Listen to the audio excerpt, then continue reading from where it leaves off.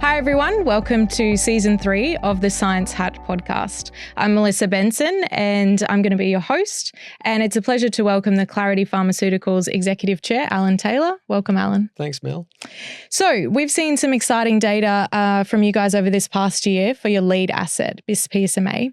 It'd be really good to get an update on, how that molecule was developed and then how it differentiates from others in the market. Mel, it's and I think we've had such interest in our company recently that people come in and out. They don't really know who we are as a company. We're not the usual radiopharm, even with a lot of radiopharm, just getting assets from anywhere and then just developing them. Our driver, my driver, and you're an Australian scientist, so you know that in Australia, us scientists don't necessarily translate very well, and that has always been the driver behind what we do. From the benchtop, translating great science. And I did this for, started 11 years ago, predominantly for two reasons. One was because everyone said we couldn't do it. So that's just me being stubborn. The other part was to really build a precedent in Australia of great translation and great collaboration between academia and industry, if you call small biotech industry. Yeah. And so that led to, it was really starting off 11 years ago, nothing more than the cage to hold copper. But then about 5-6 years ago, we had to make a PSMA agent. And we saw what was out there. We saw what other PSMA agents were out there, like gallium PSMA 11, Pylarify on the diagnostic side. And then Pluvicto was the main play. And we knew, the commercialization of that. Louise Emmett was involved in the phase 2 here in Sydney, and the two mics out at Endocyte, and they translated that. And it was great because America is the best at this by far. And Australia, we went about this and worked closely with our academic collaborators at University of Melbourne and made a PSMA agent like everyone else's. And we compared ours with everyone else's. And we saw at that time that ours was as equally as bad as the others. Right. So we went back to the benchtop, and because we knew the science, we knew the chemistry, and we made this bispecific PSMA agent. And we created that. No one else has done that. Yep. You look at all those companies, and even the recent transactions, Dotate's been sold, twice. INT's been sold twice. Yep. It's crazy that all these generics are getting sold, but no one's innovated. We created a new molecule, and it's at our being to do science at the benchtop and create these agents. And now we've done it on a few, and they've got a whole preclinical pipeline full of it. But SAR-bisPSMA is different from the rest. It's different diagnostically and it's different therapeutically. And that's what gets us excited at Clarity.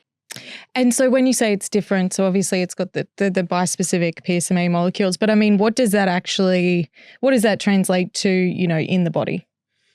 So we saw at the receptor level that these agents, the single targeting moiety agents, would bind and wash off. Yep.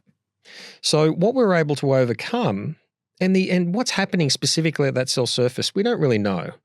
But what we found was, from outcomes, was there was about 2 to 3 times of the product binding to the lesions that were in the lesions itself. And we found that due to 2 mechanisms. One was binding to the cell surface, and the other one was internalization. And the amount of internalization was massive. So obviously then we're getting a lot of that radiation close to the nucleus, destroying DNA. Yeah. And we see this more selective uptake then in the lesions than there is in other parts, and that's why we probably have a very good safety profile as well. And so that increased uptake, in those early experiments, do you think that's what's really leading, I guess, the sensitivity uptakes that you guys see in your clinical program? So on the diagnostic side, there's 2 things that are happening, which is really cool. Yeah. One is obviously the 2 to 3 times of the amount of product getting into the lesion. So we're getting same-day imaging, which is better. And we showed that in Propeller, for instance. But then the COBRA trial, which is the one we're reflecting on here, and we've known this from our first ever trial using SAR-Tate, that when we do next-day imaging, we see so much more uptake into the lesion over time, but then the background washes out. So then this signal to noise ratio or tumor to background ratio, whatever you want to call it, it's the same thing, is massively increased. And we're looking over 5 times an increase in signal to noise ratio or tumor to background ratio, meaning now, compared to current standard of care, the Polarifies, the gallium PSMA 11 generic product that a few people have commercialized, you look at that next day imaging and the differences are so significant. And that's what really is overcoming some of those, what is a massive sensitivity issue in these agents. And so the BIS-PSMA is really what's driving, I guess, the increased uptake and the sensitivity.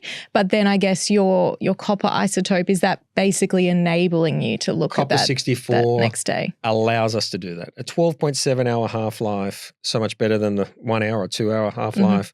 And that just gives us the capability to do that. So it's the combo of the two. When we combine them both. And some people say, what is it?